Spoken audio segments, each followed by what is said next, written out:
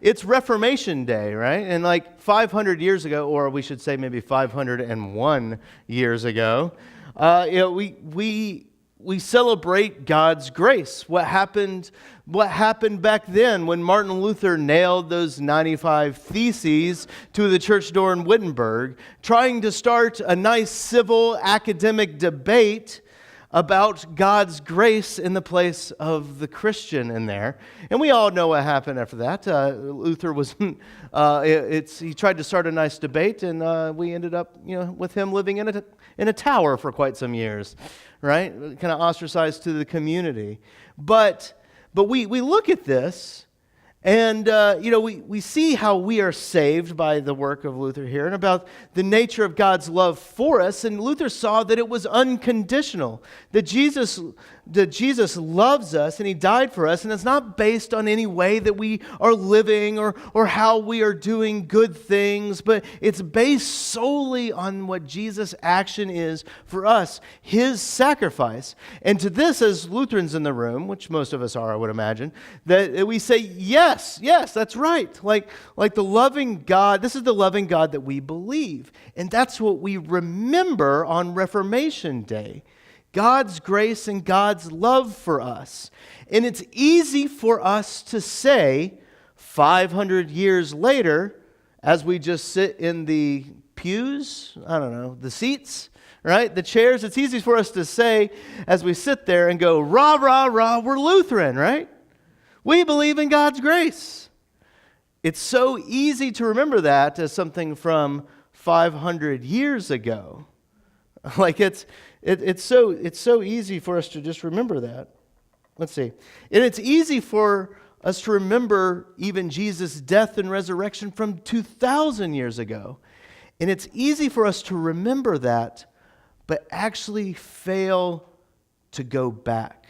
To simply go, rah, rah, rah, look at all this great things. Look at our great loving God. Rah, rah, rah, we're Lutheran. And nothing actually changes in our life. We're more happy about just being the Lutheran part rather than like actually allowing the grace of God to come in and kind of envelop us. And nothing actually changes in our life. It's easy to remember, but actually miss out on God's varied grace, to miss out on His multifaceted grace. This is what our readings are about today. This is kind of what this whole section is about, and it's pretty cool. So let's get into it. Let's first talk about the gospel lesson, which is about those about the 10 lepers. So there's these 10 guys that have this terrible skin condition, and they go to Jesus, and they're yelling at Him, and they implore Him to have mercy, to show them a bit of grace. And somehow they know that He's got His Jesus powers, right? And they know His grace, and they know His grace and peace and how He healed them. And He goes, show yourselves to the priest. And somehow, as they're walking to the priest or something, we don't really know, but they're healed along the way. Like Jesus heals them and experiences His grace. The outsiders, those that have been separated by a disease, have been healed. Rah, rah, rah, right? Like Jesus has healed them. They've all experienced His grace. And I want you to hear that. They've all been healed and experienced His grace. But what's weird is the response to it. Because what happens? Only one comes back. And we can see this in part of our reading. Jesus answered when one of them came back, were not 10 of you cleansed? Like it's like passive-aggressive Jesus here or something like that, like joking Jesus, Like we're not 10 of you cleansed? Well, I feel like my mom said that to me a lot of times. Were not all your clothes washed at some point? And why are they all dirty right now? We're not 10 cleansed? Where are the other 9? Was no one found to return and give praise to God except this foreigner because he's a Samaritan? They all experienced the grace of Jesus, but only one, the lowest one, the Samaritan, the foreigner, the terrible, no good one, did actually the good thing. He wasn't a convert to God's people. And he came back. And Jesus says, where is everyone else? Why are they not remembering and coming back? See, that all those other 9 lepers, they remembered what was going on. They remember, they would look at their hands and arms, and as they hugged their family, they remember probably on a daily basis that they were cleansed. But one came back. One came back. It's easy to remember, but sometimes it's kind of easy to forget God's varying grace. It's kind of the same idea in the Old Testament. Same idea in the Old Testament. Our reading that we had today was about the Passover. And the Passover, you guys are all pretty smart. You know what the Passover is. It's God rescuing his people from slavery. They were enslaved to Egypt, and he graciously frees them. He graciously sends them out. And the way he does it, by the last plague of Exodus, the angel of death comes over Egypt and passes over everyone that has the blood of the lamb on the door, right? And they're allowed to go free. And God's instructions to them say this: you shall observe this rite as a statute for you and for your sons forever. And when you come to the land that the Lord will give you, as he has promised, you shall keep this service. He says they are to remember. But have you guys ever taken part in a Passover meal? Some of you? If I can get my ducks in a row, and I shouldn't be saying this in front of everyone, I'd like to do Passover meals this spring. So I got to get some things in a row, though. Sometimes getting my ducks in a row is difficult. That's Seder thing. So we're gonna work on that and see if we could do that, because you'll see some of this, because it's not just remembering. Like they don't just come around the table and remember and get drunk around the table. Like that does happen, but it's not just that. Like I'm just looking in this general direction, Phil.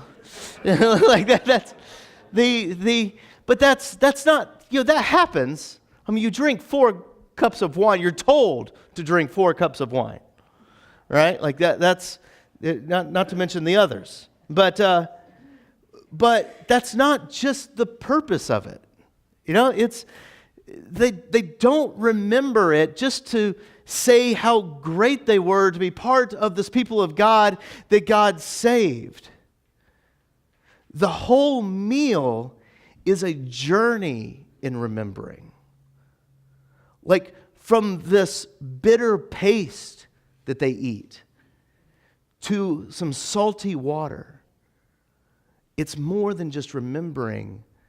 It's using physical elements to go back and relive. They didn't do it just to remember what happened to their people, but when they taste the bitters, that bitter paste, they are taken back to the bitter sufferings that their people faced. When they taste the salt water with the parsley dipped into salt water, they remember the taste of the tears of their people when they were stuck in oppressive slavery. The Passover meal isn't just about remembering, but it's about going back. And when you go back, you say things like, the roots, my roots, me of who I am, is not this of today, but my roots is of a crying slave. My roots are one of a bitter journey. And God came and he showed them through that remembering and through the original Passover his multifaceted grace, his varied grace. And he brought them out of slavery. And when they remember all of that, the bitterness and the tears, they also go back to who they actually are. They are not just a people who are alive today. No. They are a people who were rescued for a purpose. And that purpose was given to them when Father Abraham looked into the stars in the sky and believed that God was going to make him into a great nation, and that great nation would be blessed, and that blessed nation would then be a blessing to the entire world. They are to remember God's grace, His multifaceted grace for them, and how it puts them on purpose to be a blessing to everyone around them. That God is using His grace, His varied grace, through each of them. And this is what Jesus does for us. You know, each week here at Grace, we get together around the table and we remember. We remember God's grace for us. When we come to the table and we're given a piece of humble, ordinary bread. It's close. When He comes and He gives us just a ordinary piece of bread, which is broken off for us, it causes us to remember, but not just remember, but take us back to the physical time when Jesus' body was whipped and beaten and broken so that we could experience God's grace through that aspect. When we take hold of the cup of wine and drink some rather odd tasting wine, we go back to the time when Christ, called the Lamb of God, gave His blood for the salvation for all of us on the cross. It's not just about remembering, but it's going back and witnessing the varied grace of God. This is true for us, and this is what Peter is trying to show us in his reading from 1 Peter 4. He says, as each one has received a gift, use it to serve one another as good stewards of God's varied grace. Whoever speaks, as one who speaks oracles of God. Whoever serves, as one serves by the strength that God supplies, in order that in everything God may be glorified through Jesus Christ. To Him belong glory, dominion forever and ever. You and I have God's grace, and we are free to live knowing what God has done. So in the spirit of that same Samaritan leper, come back. Come back and remember that God saves even those who are on the outside. In the same spirit of the Israelites, come back and remember that God keeps His covenants and promises for all time. In the spirit of Peter, who calls us to join him, come back and remember all that God has blessed you with, so that you can be a steward. Let's talk about that word steward for just a second. Let's reformat that. Because steward, I don't know what steward means. I know what it means, but you know what I'm saying. That you can be an active participant in sharing God's varied grace.